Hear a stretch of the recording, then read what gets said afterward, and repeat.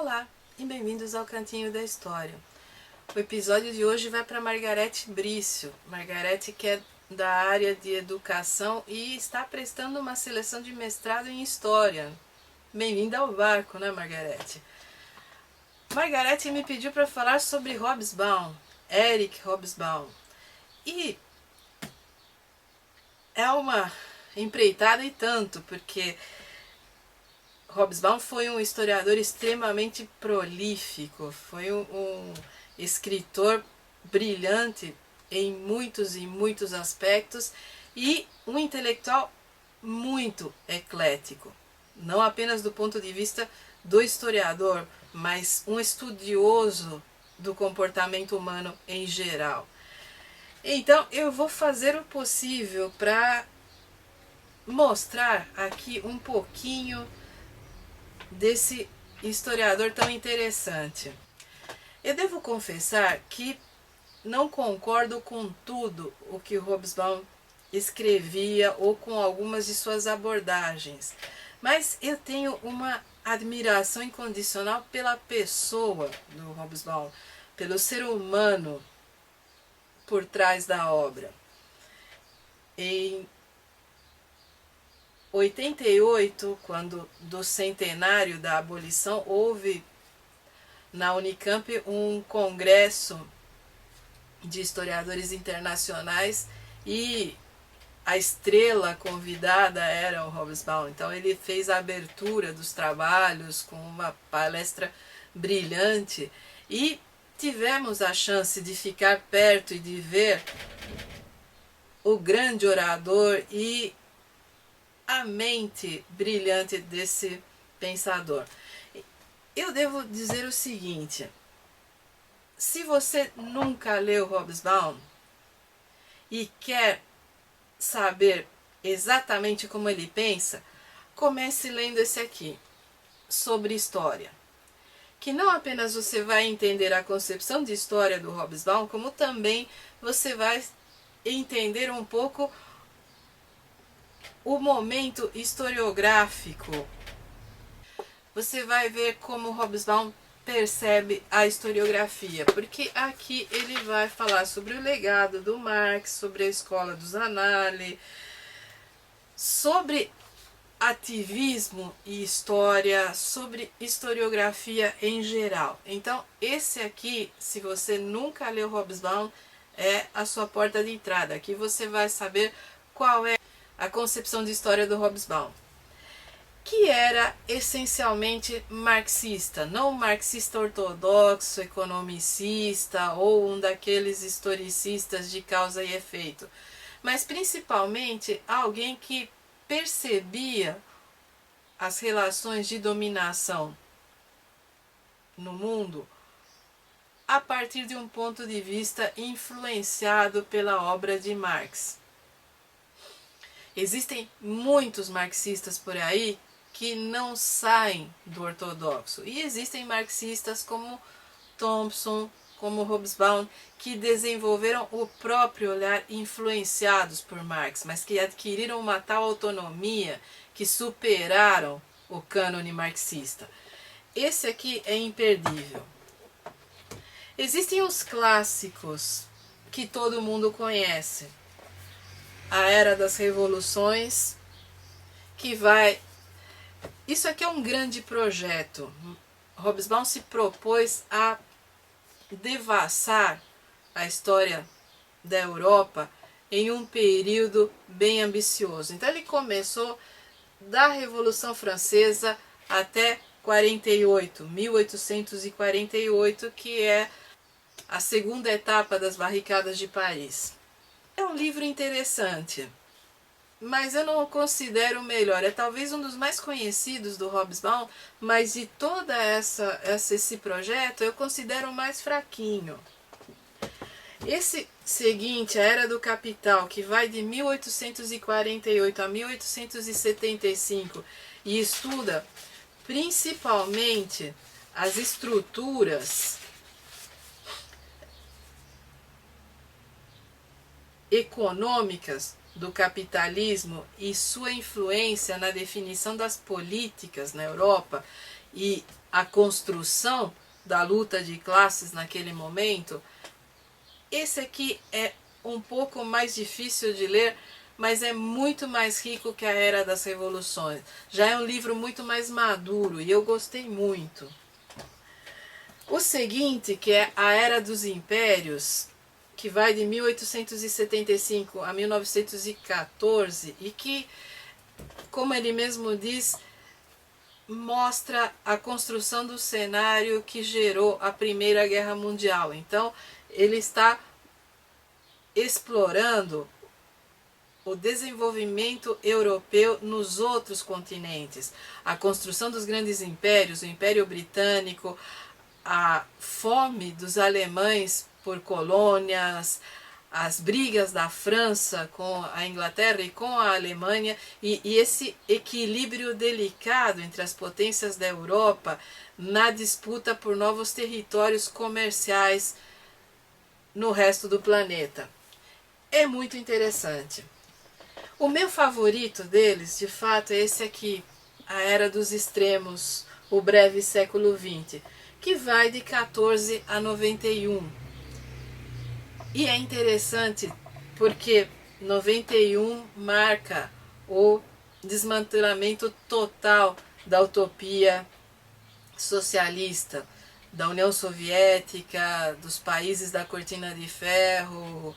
Começa com a queda do Muro de Berlim e vai por aí todo o desmonte daquela estrutura que se considerava alternativa ao imperialismo europeu e norte-americano. Esse é um livro belíssimo, porque reflete em grande parte o período que é contemporâneo ao autor. É praticamente o período da vida do autor, e ele se identifica com muitas dessas lutas e muitos desses temas. Eu peço licença para ler um trechinho que talvez para mim seja um dos que me afeta mais pessoalmente. Na página 161 ele se refere à Guerra Civil Espanhola, e Hobsbawm foi um dos integrantes lá das Brigadas Internacionais. E ele diz: é difícil lembrar hoje o que a Espanha significou para os liberais e os esquerdistas que viveram a década de 1930. Embora para muitos de nós, sobreviventes todos já ultrapassando o tempo de vida bíblico, continue sendo a única causa que, mesmo em retrospecto, pareça tão pura e atraente quanto em 1936, hoje parece pertencer a um passado pré-histórico, mesmo na Espanha. Contudo, na época, apresentava-se aqueles que combatiam o fascismo como o fronte central de sua batalha, por ser o único em que a ação jamais cessou durante mais de 2 anos e meio, o único em que era possível participar como indivíduos, se não de uniforme, pelo menos fazendo coletas de dinheiro, ajudando refugiados e através de infindáveis campanhas para pressionar nossos governos covardes. E o avanço gradual, mas aparentemente invencível do lado nacionalista, a derrota e morte previsíveis da República, apenas tornavam mais desesperadamente urgente forjar a união contra o fascismo mundial. E é incrível a lucidez do Hobsbawm na hora de falar sobre o grande conflito do século XX, que é a oposição das ideologias totalitárias à liberdade do indivíduo. É um livro que eu recomendo para todo mundo, mesmo quem não é da área de história, mesmo quem não tem conhecimento prévio. É um livro emocionante, é o Hobsbawm que está aqui. E é isso que isso vai mostrar a você, Margarete, talvez, como é quando a concepção de história é colocada em prática, como é quando o historiador é um homem ou uma mulher do seu século, como se realiza a vida de um historiador militante. Então, A Era dos Extremos é ótimo. Nações e Nacionalismo, eu nem vou me estender agora, porque o Pedro Melo me pediu um vídeo e eu vou abordar esse aqui provavelmente daqui a um mês, mas eu ainda vou falar muito desse livro. Bandidos, que é um dos meus... é a minha diferença com o Hobsbawm, porque eu não acredito nessa noção de bandidos sociais. Mas Entre as Esquerdas é um livro que faz extremo sucesso. É um livro que fala desde bandoleiros sicilianos até cangaceiros nordestinos e que são colocados numa longa tradição que remete ao mítico Robin Hood. É um pouco romântico demais para o meu gosto, mas é um livro importante na bibliografia do Hobsbawm. Pessoas Extraordinárias, Resistência, Rebelião e Jazz. Esse aqui é um livro extremamente eclético e para mim foi uma surpresa interessantíssima, porque ele chega a citar o nosso Edgar Rodrigues como fonte, quando se refere ao 1º de maio. E mostra que o Hobsbawm era um cara sem os preconceitos que a nossa academia tem. Esse é um livro interessante também. É um livro que não tem aquela unidade narrativa dos projetos maiores do Hobsbawm. Ele trabalha com pequenos ensaios, mas que tem todo o sentido e que na hora de se aproximar das tradições operárias, dos camponeses, na hora de abordar um pouco de história contemporânea e de cultura popular, levanta questões interessantes. Finalmente, a minha última sugestão é a autobiografia, Tempos Interessantes, uma vida no século XX, que é talvez esse livro que deu origem àquele necrológio nojento feito pela revista Veja quando Hobsbawm faleceu.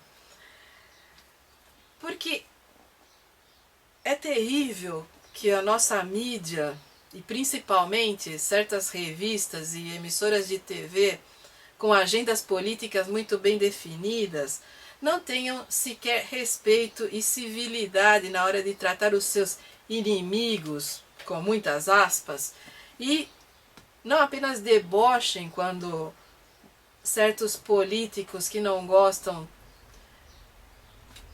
ficam doentes ou tripudiem sobre a memória de intelectuais com quem não concordam, mas principalmente esse livro é extremamente interessante para nós historiadores, militantes, porque ele mostra que, mesmo tendo vivido muito e trabalhado de uma maneira sistematicamente exaustiva e batalhado em todas as causas possíveis e imagináveis em benefício do ser humano, ainda no fim da vida, mesmo com todas as decepções, mesmo com toda a inexorabilidade da estupidez humana e de como o nosso mundo se encaminha para a tragédia em termos gregos, literalmente, Hobsbawm ainda tinha esperança e ainda acreditava que o historiador deve ser militante e que o ser humano deve procurar a redenção da humanidade.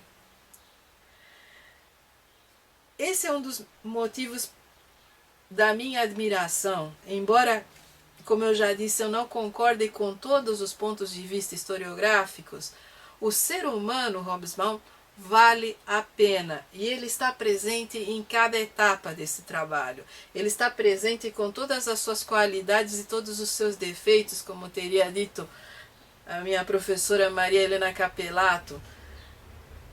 Hobsbawm é um ser indissociável da sua obra. Por isso, talvez, que as pessoas que não gostam de Hobsbawm execram a obra e são tão estúpidas, cretinas e mal educadas na hora de se referir à memória intelectual desse autor. Eu diria o seguinte para Margarete: a área de história que você está chegando agora é uma área de amores e ódios. Muitos de nós são militantes, alguns à esquerda Existem militantes à direita também, mas esses estão sempre camuflados por aí e só colocam as garras de fora quando a situação política permite, e principalmente quando eles podem se desforrar no resto de nós. Você vai encontrar muitos autores de esquerda, de todos os tipos de esquerda na área de história, como certas revistas e jornais nacionais costumam dizer, é o refúgio dos comunas e é uma área que precisa ser combatida e, se possível, até eliminada do currículo escolar, porque é o último refúgio da consciência social. Hobsbawm é importante, e a concepção de história de Hobsbawm, derivada do marxismo e que defende o protagonismo humano, que defende que o ser humano, mesmo quando as condições materiais são contrárias, ainda assim procure mudar o mundo, é uma concepção interessante. Ela pode não ser abrangente o suficiente para dar conta de todas as questões historiográficas, ela pode talvez até ser romântica demais para os nossos dias, ela pode receber inúmeras críticas, mas ela não pode certamente ser ignorada, porque foi um dos intelectuais mais importantes do século XX para a nossa área. Existem influências de sua obra em muitos outros historiadores. Existem diálogos imperdíveis entre a sua concepção de história e as concepções francesas. Mas principalmente, Hobsbawm é a prova viva de que o historiador é um cidadão e que ele pode exercer a cidadania no seu trabalho, que nós não somos intelectuais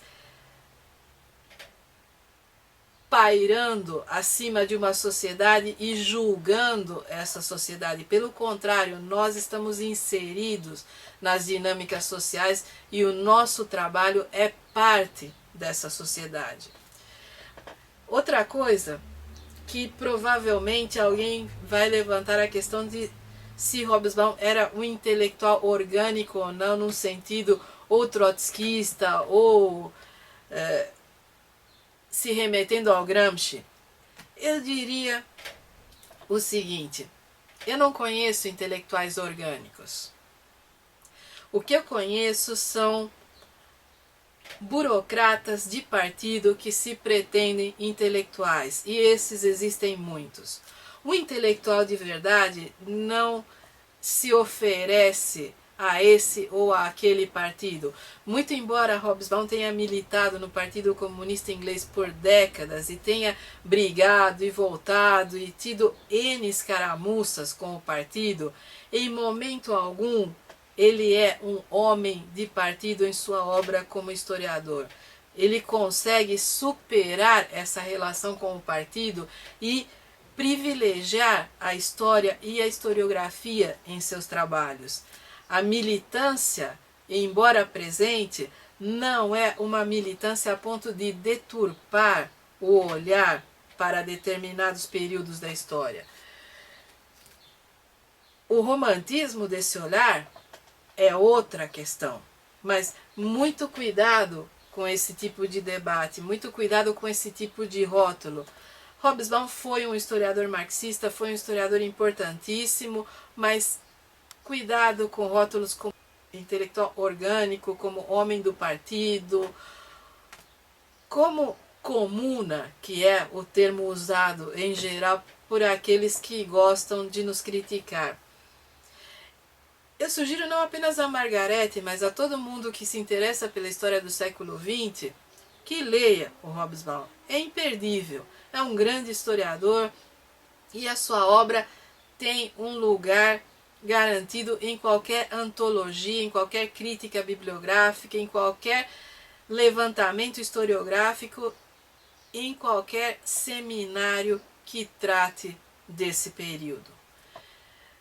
No mais, bem-vinda ao barco, espero que você passe na seleção de mestrado, espero que se junte a nós e espero que você consiga transitar pela história de uma maneira que acrescente ao seu conhecimento e que faça você crescer como ser humano, porque isso, para nós, é o que torna a história o meio essencial de trabalho e o nosso meio de vida. Se você tiver qualquer questão específica, pode me mandar que eu respondo. Demora, mas eu respondo.